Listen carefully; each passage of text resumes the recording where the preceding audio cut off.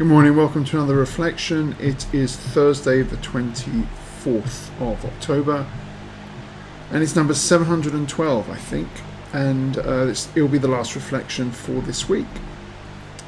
I love the story in Luke 24 of the two disciples heading to Emmaus. I can't prove it, I think these disciples are kind of given up. They thought that the game was over. Jesus had died. Now it was time to move on, and they were literally physically moving on, leaving Jerusalem. Where they were going we don't know, but these men, I think, were just heading off to start a new life basically.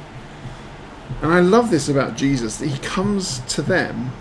And we have this one story, but it's possible that he did this numerous times, because he does it with Thomas. Thomas is at a point or in danger of giving up, of I won't believe unless I see his scars. Jesus puts a situation in place where he reveals himself to Thomas. So these two disciples going to Emmaus may not have been the only ones that Jesus went to, as some of the disciples processing his death may have thought about giving up. And Jesus comes and walks with these two people. I just love that. And as they explain, we know that these two disciples were actually in the upper room on the morning of the resurrection. We know that from the text, because it says, when they did not find his body, this is what they were saying to Jesus. When Jesus asked, why are you sad? What's going on?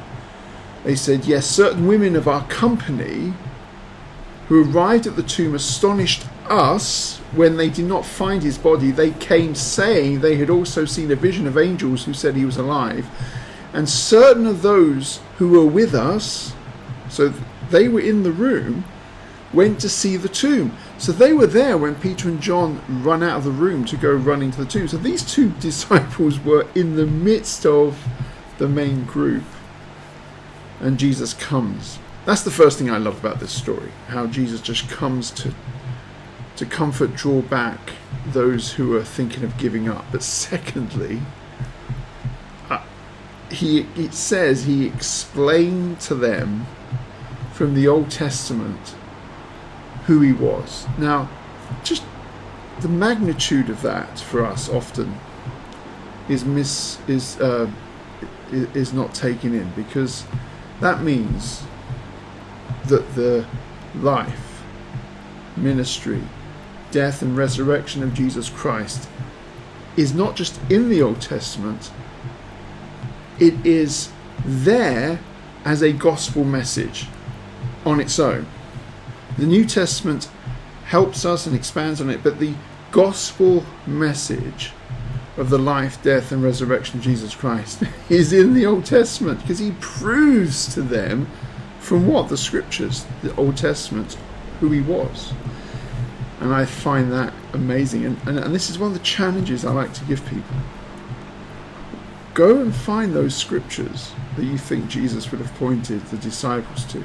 Go and read the Old Testament and draw from it the gospel, so that you can see how the whole Bible just fits together in this beautiful unity, even though it's written over 1,500 years by 40 different authors on 3 continents. There is a unexplained, a miracle unity within the scriptures. But the Old Testament testifies to Jesus Christ, the risen Messiah. And that is awesome. And we should know those scriptures that Jesus would have pointed to and study them. May God bless you today. May his face shine upon you. May you know the love of Christ in your life, in Jesus' name.